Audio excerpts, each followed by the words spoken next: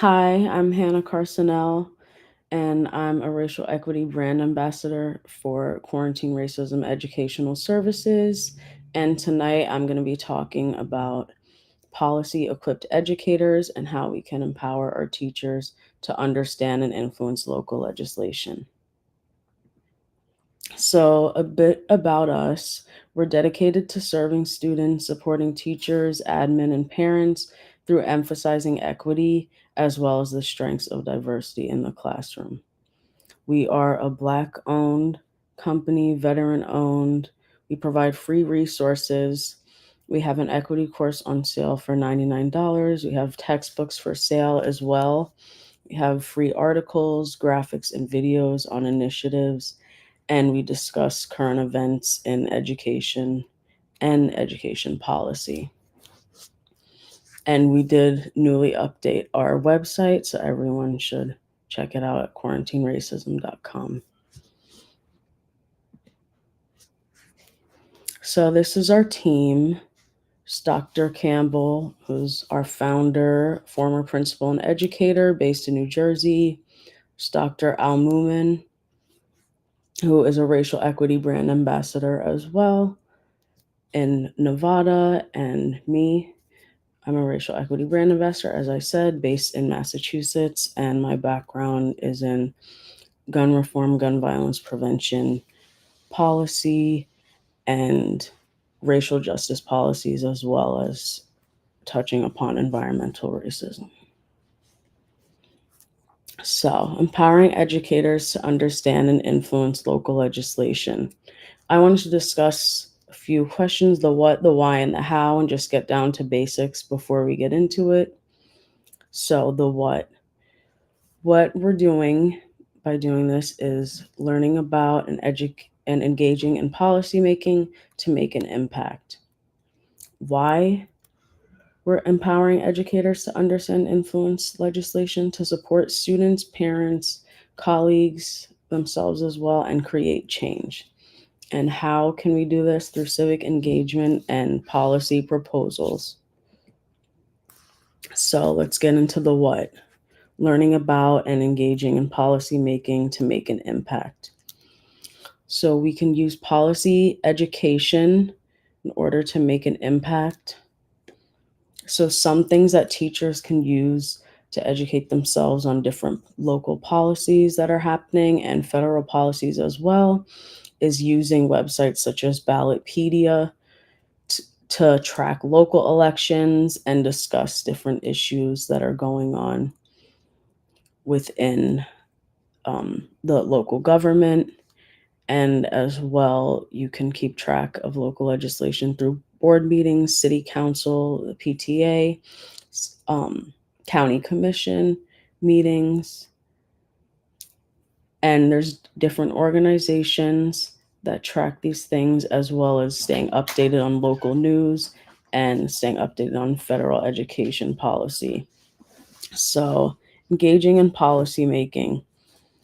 Can do this by attending city council meetings, school board meetings, PTO meetings, interacting with the NEA, local organizations, civic ed organizations and platforms, and voting in local elections, which is really not talked about enough: how important local elections are and how they affect our day to day.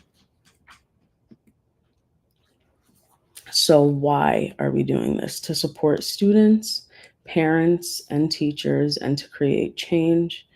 Supporting students, parents, teachers, and admin.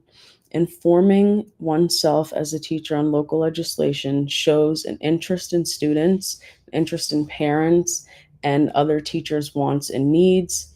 And considering how local policies affect education creates a better student teacher and parent teacher relationship, and as well as a better relationship between colleagues and less conflict occurring in the school or even the school district.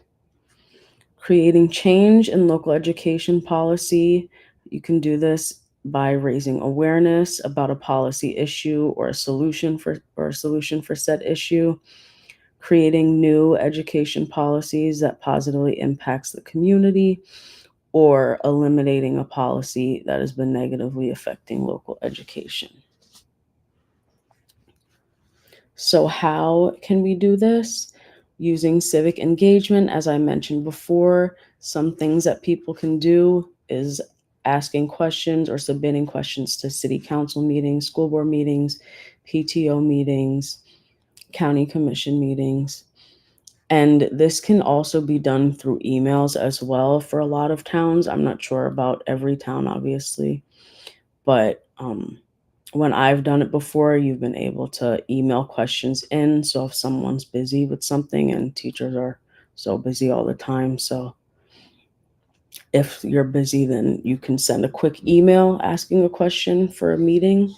So you don't have to necessarily be there for it. And a lot of different city councils and commissions do have take videos of their meetings or stream it. So you can see the answer that you got. Voting in local elections, again, is extremely important. It really affects the education policy in the area, from different things for superintendents, from, even as I've spoken about before in different cases, judges, police, issues with school resource officers, potentially, sheriff. All of these things are going to affect education, even if something seems like it may not, it can, especially if there's an issue of a hate crime on a campus. That can be something that deeply impacts that.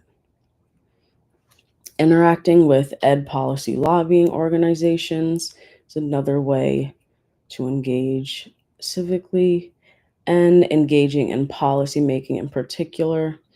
So you want to determine the policy problems or solutions, fight against negative education policy, craft policy proposals to submit or state in local government and education organization hearings and meetings.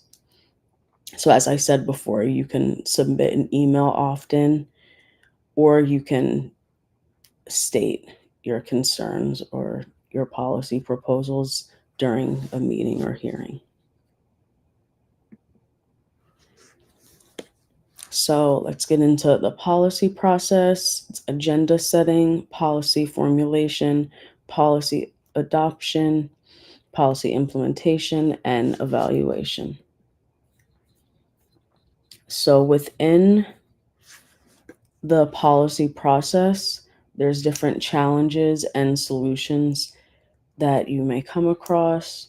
For certain things now, a big issue is new federal education policies that have been derailing DEI, and schools becoming of jurisdiction for ICE, including at graduations.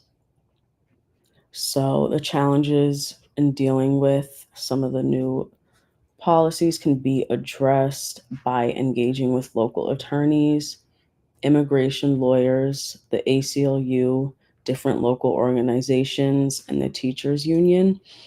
And it's important to really know your rights and have people that can support you through that.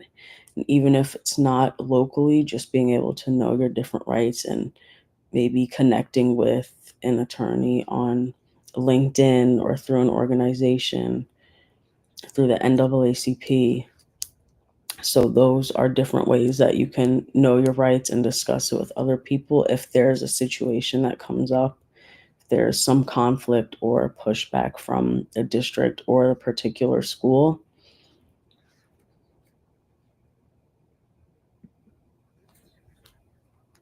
So when we equip teachers with policy tools and knowledge, it empowers them to understand and influence local legislation. So as I was saying, learning these different policy tools and being engaged civically, going to different meetings, hearings, discussing various policy issues that may be occurring, discussing proposals for them, or pushing back against a current policy that's been doing harm. and teachers are supporting their students, colleagues, parents, and the community in doing so. And they can create change in local education policy through this civic engagement and proposing or opposing policies. And at the least, they can spread awareness if certain policy ventures are unsuccessful. And I've discussed this story before. When I volunteered for my local county chapter of Black Lives Matter, we attended a lot of city and county commission hearings, and we discussed our policy proposals. We had some people that agreed with us, the majority did not agree with us, but it was good that we raised awareness for it, and we did have a lot of support outside of the county commission within the community. And something that happened later on is some of my some of the leaders of the county chapter of BLM ended up becoming members of the county commission later on.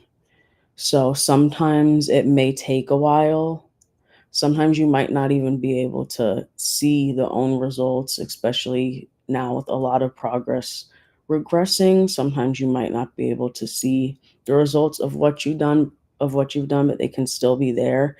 And even just spreading awareness can be extremely impactful and powerful for students, parents, other teachers, and the local community by just giving them a voice by discussing certain issues so that we can start to address them, and then it gets other people talking about said issue, and then you can collaborate with others because different people will have different strategies on how to address an issue, different policy proposals, and that will get you to coalition building, and that'll be good to really keep going forward in creating change, even if it's on a smaller scale, and even if you don't get the results that you want at first, it's still making a change within the community and making people more active within civic engagement and the policy process.